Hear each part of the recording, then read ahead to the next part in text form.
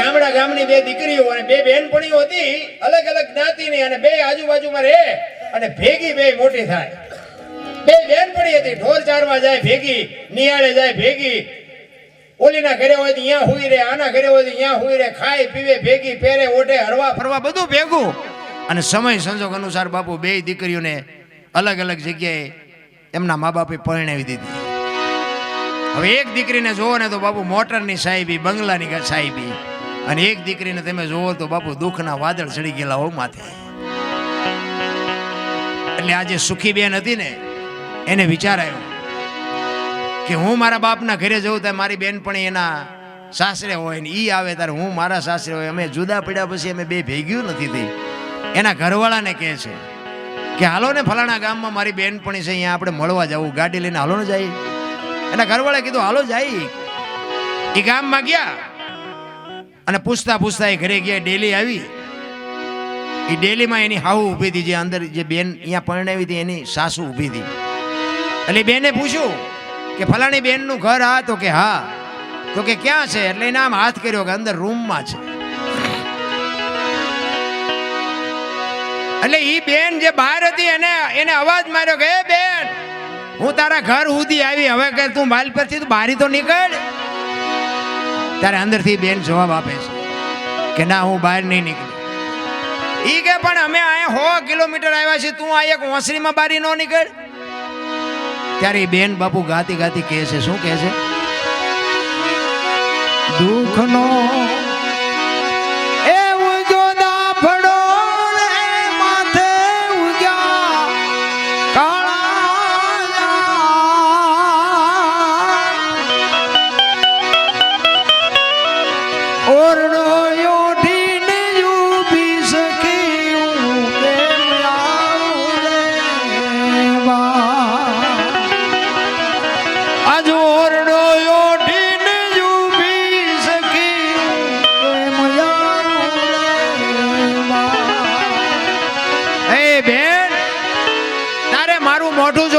મકાનના બારણાની તિરાડમાંથી જોઈ લે, બાકી હું બહાર નહીં આવું. શું કામ?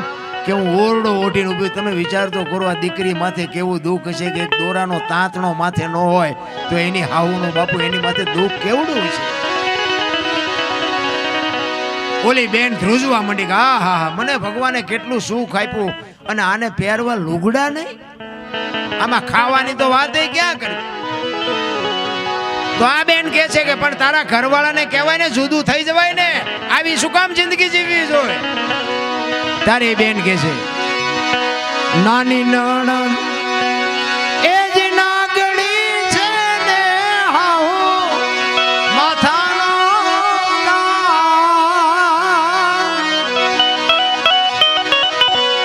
કાયર છે મારું કંથડો સખી કે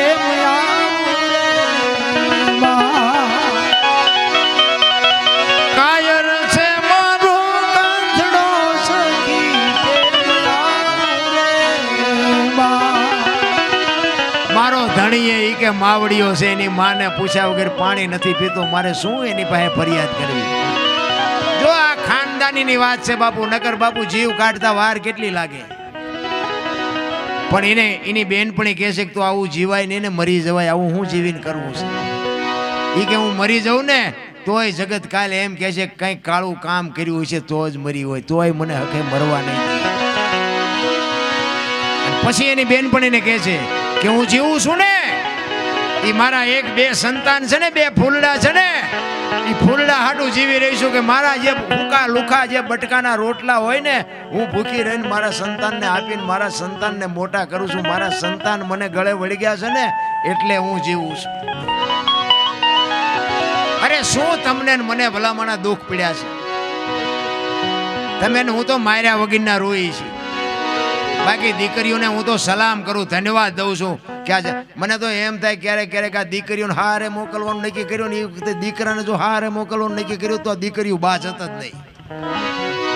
હા, અને કોઈ દીકરીએ બાપુ કોર્ટે ચડીને કીધું કે મારા બાપાની મિલકત મારા ભાઈઓને વેચી દીધી, મને એક વીઘોય ન આપ્યું. કોઈ દીકરી કોર્ટે ચડીને કીધું હોય મને કયો, કેટલું સમર્પણ ભલામણ. આને જ્યારે બહુ આજીજી કરીને ત્યારે એ છેલ્લા શબ્દોમાં બાપુ એની બેનપણીએ કીધું એ કે તું ગમે એ કરી તો હું બહાર તો નહીં જાઉં, પણ હવે તારે મારી દુઃખની વાત સાંભળવી છે. એ કે હું વહેલી મોડી મારી ઉંમર જવાની નહીં હોય એની પહેલા મારે મરવું પડશે, એ વાત પાકી છે, પણ હું મરું ને પછી આવજો. હું મરા પછી આવજે બેની મારી તો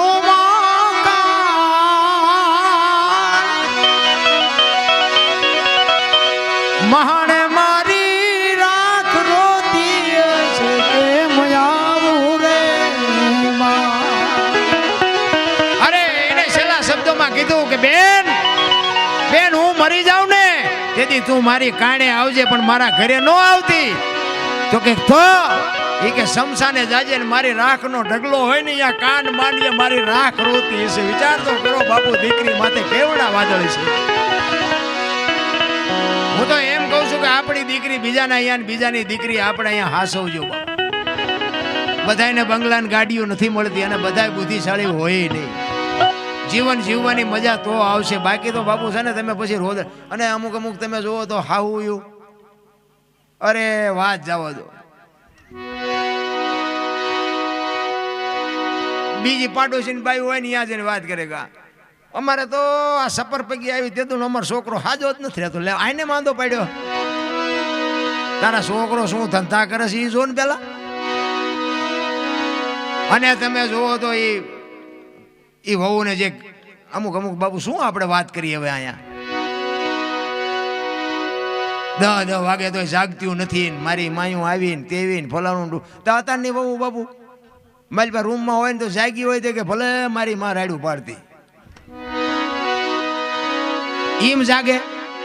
બાકી એક દી મોડી જાગી હોય અને તમે જો ઘરનું કામ કરી નાખો એટલે બીજે દી બાપુ બહુ શરમાય કે હું જાગ્યા પહેલા મારી હાવું એ કામ કરી નાખ્યું, બીજે દી એને જગાડવી જ ન પડે.